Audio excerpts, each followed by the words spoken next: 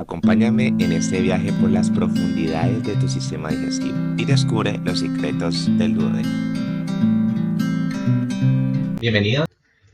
Reconocemos también que dentro de la primera porción del duodeno está el ligamento hepatoduodenal, un ligamento que me va a estar formando un foramen omental por donde yo puedo ingresar y ubicar la bolsa omental.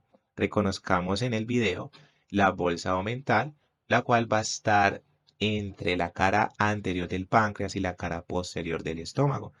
Podemos observar la primera porción del duodeno, todo lo verde que ustedes observan sería la bilis, que hace referencia pues a ese contenido que va a estar originándose desde el hígado. Ahora miremos el doctor Ackland de anatomía cómo ingresa a través de ese foramen mental, el cual está delimitado por este ligamento hepatoduodenal, un ligamento que está entre la primera porción del duodeno y el hígado. Las arterias del duodeno va a estar considerándose como las arterias pancreático-duodenales superior e inferior.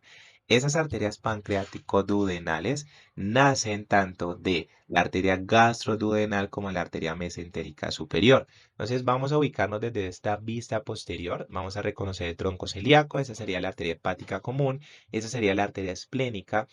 Observemos cómo la arteria hepática, cómo se llama arteria hepática propia y arteria gastroduodenal.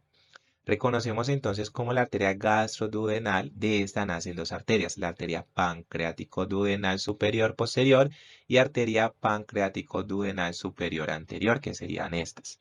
Estas ahora van a dirigirse hacia la cabeza del páncreas, hacia la porción del duodeno y se anastomosan, se unen con las arterias pancreático-duodenal inferior, que se dividen en una anterior y en otra posterior correspondientemente. O sea que las arterias pancreático-duodenales superior nacen de la arteria gastroduodenal, mientras que la arteria pancreático-duodenal inferior nacen directamente de la mesentérica superior. Ahora, esas arterias se dividen en dos, en una anterior y en otra posterior, y se anastomosan correspondientemente. También reconocemos la arteria supraduodenal, que va a estar irrigando la porción superior del duodeno. Y aquí encontramos la relación desde una vista posterior. Reconozcamos las venas. Las venas son concomitantes, principalmente hacia la mesentérica superior, van a estar drenando y algunas hacia la porta directamente. También reconocemos las venas pancreático-duodenales superior y las venas pancreático-duodenales inferior. Tanto las superiores como la inferior van a estar anastomosándose y van a estar drenando parte de el duodeno y la cabeza del páncreas. Estas van a drenar directamente hacia la vena porta hepática. Con respecto a los nodos linfáticos, vamos a reconocer en la porción superior los nodos celíacos y pilóricos y en la porción inferior vamos a reconocer los nodos mesentéricos superiores. A través de esos nodos linfáticos va a llegar los vasos linfáticos del duodeno y esta a la vez va a estar drenando hacia la cisterna del quilo y la cisterna del quilo hacia el conducto torácico. Reconozcamos con más detalle las arterias. Vamos a reconocer entonces la arteria gastroduodenal. Recordemos que esta nace de la arteria hepática común y esa del tronco celíaco. Observemos aquí el tronco celíaco a nivel de T12, cómo sale la arteria hepática común. Esa arteria hepática común se divide en hepática propia y arteria gastroduodenal. De la gastroduodenal ahora van a estar saliendo dos, que es la arteria pancreático-duodenal superior, anterior y superior posterior.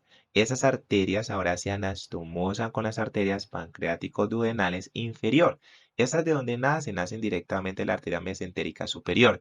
Ahora esa arteria pancreático-duodenal inferior anterior se anastomosa con la arteria pancreático-duodenal superior anterior. Y esta arteria pancreático-duodenal inferior posterior se anastomosa ahora con la arteria pancreático-duodenal anterior inferior y es anterior posterior, perdón. Y es así como podemos observar la anastomosis de estas arterias.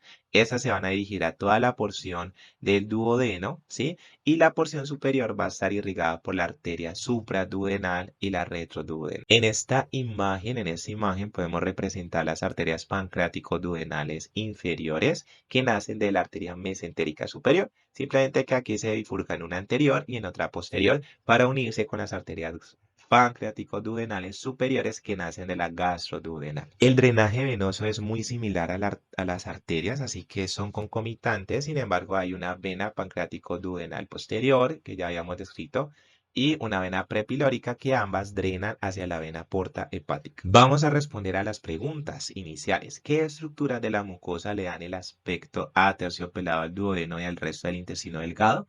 La túnica mucosa presenta los pliegues circulares perpendiculares al eje del intestino. En toda la superficie de la mucosa se observan millones de vellos intestinales diminutos y apenas perceptibles, que le dan al intestino ese aspecto aterciopelado. ¿Qué significa ese concepto? Que es un tacto suave y agradable. Número 2. ¿Son los pliegues circulares de la mucosa permanentes o desaparecen con la distensión del órgano?